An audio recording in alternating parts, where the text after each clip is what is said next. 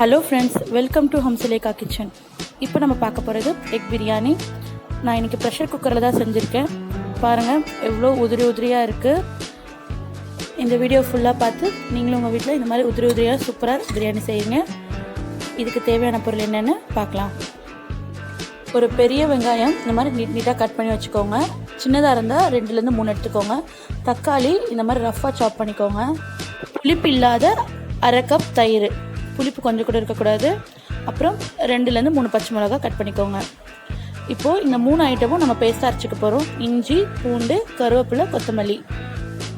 அப்புறம் நான் இன்றைக்கி 3 முட்டை எடுத்திருக்கேன். உங்களுக்கு எத்தனை முட்டை வேணுமோ அத்தனை எடுத்துக்கோங்க. அப்புறம் பாஸ்மதி அரிசி நான் ஒரு 30-40 நிமிஷம் ஊற வச்சுருக்கேன். இப்போ இந்த பிரியாணிக்கு நம்ம ஒரு பேஸ்ட் ரெடி பண்ணிக்கலாம். ஒரு மிக்சியில் நம்ம வச்சுருக்க கொத்தமல்லி, கருவேப்பிலை, இஞ்சி, பூண்டு சேர்த்துக்கோங்க. உங்கள்கிட்ட புதினா இருந்தால் புதினா கூட சேர்த்துக்கலாம். இப்போது இது இந்த மாதிரி ஒரு பேஸ்ட்டாக அரைச்சி வச்சுக்கோங்க. நைஸாக அரைச்சிட்டாலும் சரி, இன்னும் ஒன்றும் பாதியமாக அரைச்சிட்டாலும் சரி. இப்போது நான் இன்றைக்கி 1/4 டீஸ்பூன்லேருந்து அரை டீஸ்பூன் ரெட் சில்லி பவுடர் எடுத்திருக்கேன். இது வந்து காஷ்மீரி சில்லி பவுடர், இது ஒரு அரை டீஸ்பூன். 1/4 டீஸ்பூன் மஞ்சத்தூள், தேவையான அளவு உப்பு. உங்களுக்கு தேவைன்னா கரம் மசாலா இல்லை பிரியாணி மசாலா எதுனாலும் யூஸ் பண்ணிக்கலாம். நான் அதெல்லாம் யூஸ் பண்ணாமல் ஒரு சூப்பரான பிரியாணி செஞ்சு காமிக்கிறேன். நீங்கள் இதே மாதிரி கூட ஒரு வாட்டி ட்ரை பண்ணுங்கள். அப்புறம் இந்த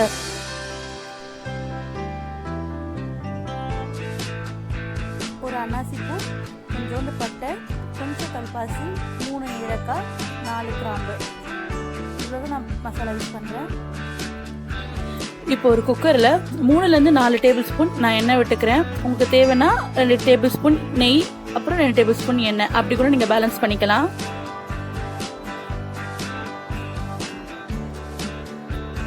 இப்போ எண்ணெய் நல்லா காஞ்சதும் நம்ம வச்சுருக்க அந்த பட்டை பொருள் எல்லாமே போட்டுக்கலாம்.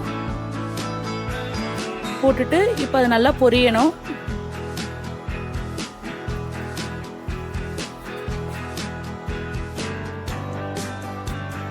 இப்போ அது நல்லா பொரிஞ்சோடனே நம்ம அரைச்சி வச்சுருக்க அந்த பேஸ்ட்டை நம்ம அது கூட சேர்த்துப்போம். அது எண்ணெயில் நல்லா வதங்கிறதுல தான் நம்மளுக்கு பிரியாணி அந்த டேஸ்ட்டு சூப்பராக கொடுக்கும். நல்லா வதக்கிக்கோங்க அதை எண்ணெயில்.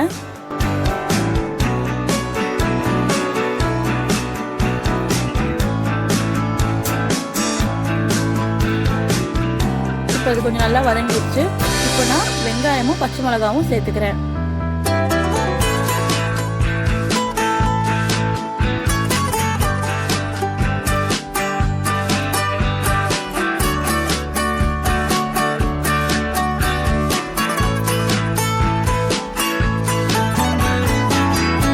இப்போ இதெல்லாம் சேர்த்து நல்லா வதக்குங்க. வெங்காயம் நல்லா வதங்கணும்.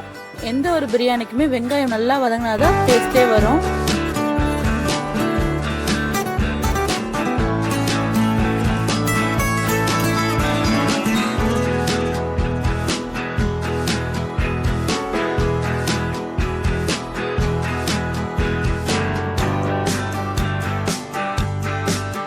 இப்போ வெங்காயம் நல்லா வதங்கிறதுக்கு நான் தேவையான அளவு உப்பு சேர்த்துக்கிறேன்.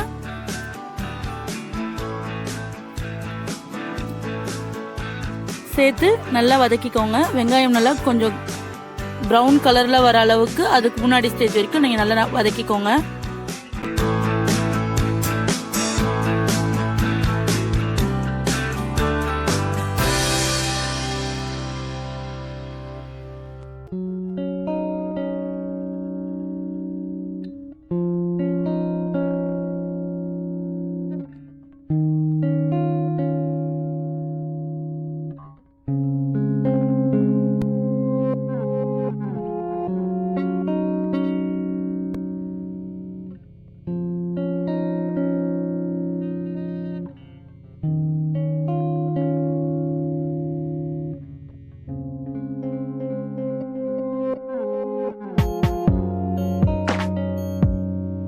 கிட்டத்தட்ட 3-5 நிமிஷம் நான் வதக்கினேன். அப்புறம் தான் இந்த கலர் வந்திருக்கு.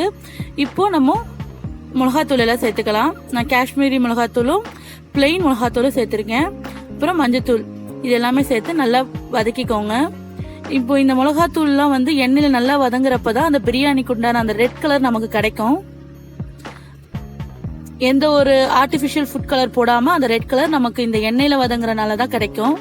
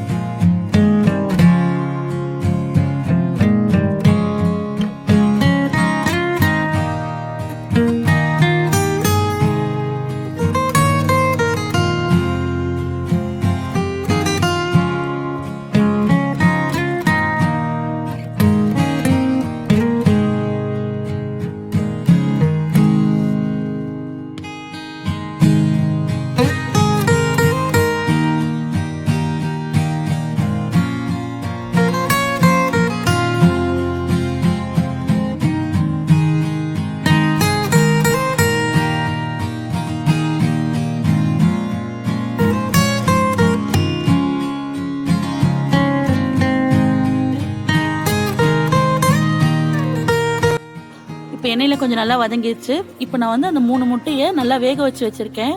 அதில் இந்த மேலேயும் கீழையும் சும்மா ஒரு ஸ்லிட் மாதிரி போட்டு இந்த மசாலாவில் போட்டுடுங்க. போட்டு கொஞ்சம் மெதுவாக பிரட்டுங்க, முட்டை உடையக்கூடாது.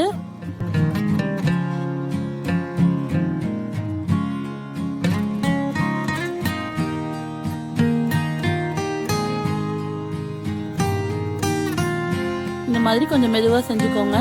நம்ம அதில் ஸ்லிட் பண்ணியிருக்கனால இதில் இருக்க காரம் உப்புலாம் அதில் போய் கண்டிப்பாக இறங்கிடும். நீங்கள் தனியாக முட்டை வறுத்து அதில் போட தேவையில்லை. இப்போ நம்ம வச்சிருக்க அந்த 1/2 கப் தயிரும் அதில் சேர்த்துக்கலாம். இப்போ முட்டையெல்லாம் கொஞ்சம் ஊற வச்சுட்டு வெறும் இந்த மசாலாவை மட்டும் நீங்கள் நல்லா பரட்டிக்கோங்க. அப்புறம் லாஸ்ட்டாக ஒரு தடவை நம்ம முட்டையை போட்டு கூட பரட்டிக்கலாம். ஏன்னா மொத்தமாக கலக்கும் போது முட்டை உடையறதுக்கு கண்டிப்பாக சான்ஸ் இருக்கு. இப்போ எனக்கு கொஞ்சம் சின்ன ஒரு பீஸ் உடைஞ்சிடுச்சு.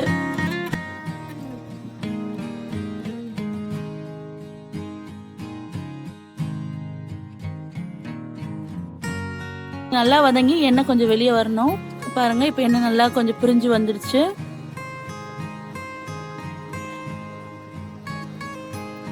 இப்போ நம்ம தக்காளி சேர்த்துக்கலாம். எண்ணெய் நல்லா பிரிஞ்சு வந்த அப்புறம் தக்காளி சேர்த்துக்கோங்க. இந்த தக்காளி ரொம்ப நல்லா குழைய வதங்கணும்லாம் ஒன்றும் அவசியமே கிடையாது. ஒரு 50 to 70% வதங்கினாலே போதும் அந்த தக்காளி.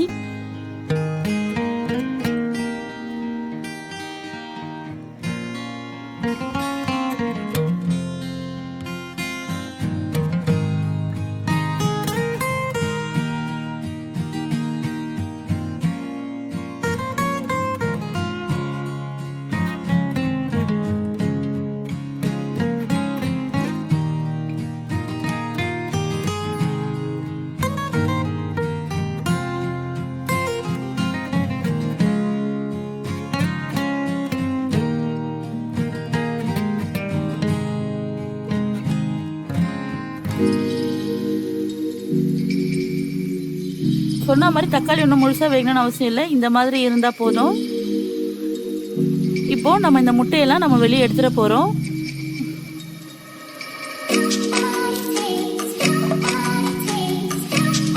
முட்டையெல்லாம் ஒன்று ஒன்றா கொஞ்சம் மெதுவாக எடுத்துக்கோங்க.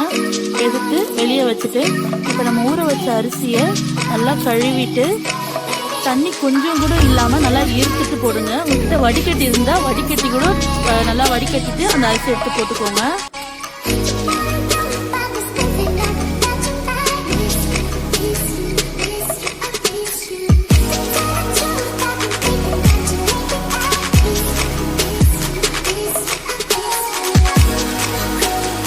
இந்த மாதிரி கொஞ்சம் கொஞ்சமாக பொறுமையாக கிளறுங்க. ரொம்ப ஸ்பீடாவோ இல்லை அடியிலேருந்து நல்லா திருப்பிலாம் கிளறாதீங்க. ஜஸ்ட் இந்த மாதிரி ரொம்ப அப்படியே மென்மையாக அப்படியே கிளறி கொடுங்க. அந்த மசாலாவும் அரிசியும் கலந்துக்கிட்டா போதும்.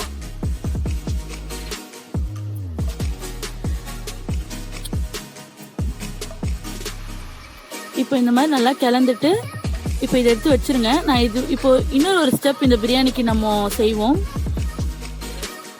அது எப்படின்னா ஒன்றும் இல்லை, நம்ம வெங்காயத்தை நல்லா பொன்னிறமாக வறுத்துக்க போகிறோம். ஒரு கடாயில் ஒரு 2 to 3 டேபிள் ஸ்பூன் எண்ணெய் ஊற்றிக்கோங்க. இல்லை உங்களுக்கு டீப் ஃப்ரை பண்ணி தான் வேணும்னா நீங்கள் டீப் ஃப்ரை பண்ணி கூட செஞ்சுக்கலாம். நான் இந்த கொஞ்சம் எண்ணெயில் எப்படி மொறுமொறுன்னு வெங்காயம் பண்ணி நம்ம அந்த பிரியாணியில் சேர்க்குறேன்னு சொல்கிறேன். இப்போ அந்த எண்ணெய் நல்லா காஞ்சோடனே நம்ம இந்த நீட்டாக பிரியாணி கட் பண்ணோம் இல்லையா, அதே மாதிரியே நல்லா நீட்டாக கட் பண்ணி இது நல்லா கொதிக்கிற எண்ணெயில் இதை போட்டுடுங்க. போட்டு நல்லா வதக்குங்க. ஒரு கிட்டத்தட்ட இது ஒரு 5 நிமிஷம் ஆகும். அந்த 5 நிமிஷத்துக்குள்ளே அந்த அரிசி நல்லா சூடு ஏறட்டும். அது நல்லா சிம்மில் வச்சுடுங்க. இப்போ இது நல்லா வதக்கி வச்சுக்கோங்க. இல்லை இது முன்னாடி கூட நீங்கள் வதக்கி வச்சுக்கலாம்.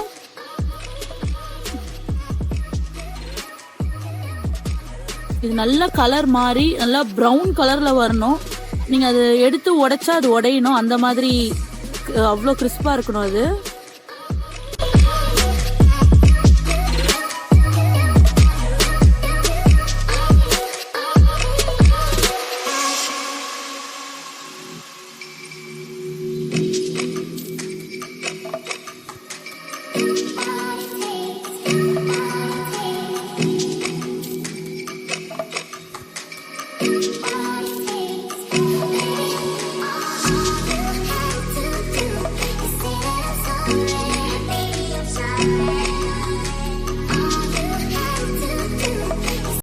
ஒரு 1.5 minutes கழிச்சு பார்த்தீங்கன்னா இந்த மாதிரி கலர் மாறிச்சு. இதையும் நான் ஸ்பீடாக வச்சு தான் செய்கிறேன்.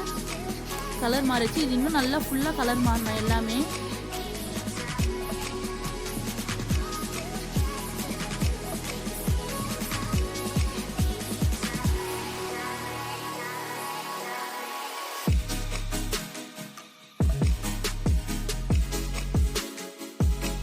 பாருங்கள் எல்லாமே இந்த மாதிரி சூப்பராக கலர் மாறிடுச்சு. கொஞ்சம் மெத்துந்தான் இருக்கும். நீங்கள் வெளியே எடுத்து வச்சு ஒரு 2 மினிட்ஸில் இல்லை ஒரு 1 மினிட்லேயே அது வந்து மொறுன்னு ஆகிடும். இப்போ நான் இது எல்லாமே எடுத்து வெளியே வச்சிடுறேன். டீப் ஃப்ரை பண்ணிட்டீங்கன்னா உடனே ஆகிடும். இப்போ அவ்வளோதான். இப்போ நம்ம அரிசியும் நல்லா சூடாயிடுச்சு. இப்போ நான் தண்ணி ஊற்றிக்கிறேன். நான் வந்து 1 கப் அரிசி 1 கப் தண்ணி அந்த மெஷர்மெண்ட்டில் தான் நான் பண்ணியிருக்கேன். ஏன்னா நான் 40 நிமிஷம் அரிசியை ஊற வச்சுருக்கேன். அதனால் அந்த மெஷர்மெண்ட் எடுத்திருக்கேன். 1க்கு 1 தான். இப்போ தண்ணி நான் ஊற்றிட்டேன். நான் 3 கப் அரிசி எடுத்து 3 கப் தண்ணி ஊற்றிட்டு இப்போ நம்ம எடுத்து வச்சுருந்தோம் இல்லையா முட்டை, அந்த முட்டை இந்த மாதிரி மேலே வச்சுட்டு இதுக்கு மேலே நம்ம பொரிச்சு வச்சுருக்க அந்த வெங்காயத்தை இந்த மாதிரி மேலே தூவிக்கோங்க. இதுக்கு மேலே உங்ககிட்ட புதினா கொத்தமல்லி இருந்தாலும் போட்டுக்கலாம். பட் நான் அதெல்லாம் போடலை. இது ரொம்ப சிம்பிளாக தான் இருக்கும். இது ஆனால் டேஸ்ட்டு சூப்பராக இருக்கும். இப்போ நான் விசில் போட்டுடுறேன். ஒரே ஒரு விசில் தான் வரணும். உடனே ஆஃப் பண்ணிவிட்டு அதுக்கப்புறம் ப்ரெஷர் ஃபுல்லாக ரிலீஸ் ஆன அப்புறம் தான் இதை ஓப்பன் பண்ணணும். இப்போ நான் இது விசில் போட்டு கரெக்டாக ப்ரெஷர் ஃபுல்லாக ரிலீஸ் ஆன அப்புறம் நான் ஓப்பன் பண்ணுறேன். பாருங்கள் எப்படி இருக்குது நம்ம பிரியாணி. நான் உங்களுக்கு எடுத்து கிளறி காமிக்கிறேன். பாருங்கள் எவ்வளோ சூப்பராக உதிரியாக இருக்குது. நான் அந்த 1க்கு 1 தண்ணி தான் வச்சேன். அது மாதிரி ப்ரெஷர் விசில் 1 தான் வச்சேன். ப்ரெஷர் ஃபுல்லாக அடங்கிட்ட அப்புறம் எப்போவுமே நீங்கள் ஓப்பன் பண்ணுங்கள் எந்த பிரியாணியாக இருந்தாலும் சரி. அவ்வளோதான், நம்ம சூப்பரான முட்டை பிரியாணி ரெடி. நீங்களும் உங்கள் வீட்டில் இந்த சூப்பரான முட்டை பிரியாணி செஞ்சு எப்படி இருக்குன்னு எனக்கு கமெண்ட் செக்ஷனில் சொல்லுங்கள். மறக்காமல் என்னோட வீடியோவுக்கு லைக் பண்ணுங்கள். உங்கள் ஃப்ரெண்ட்ஸ் அண்ட் ஃபேமிலிக்கு ஷேர் பண்ணுங்கள். ஹம்சலேகா கிச்சனுக்கு சப்ஸ்கிரைப் பண்ணவும் மறந்துடாதீங்க. பாய் பாய். பாய் பாய்.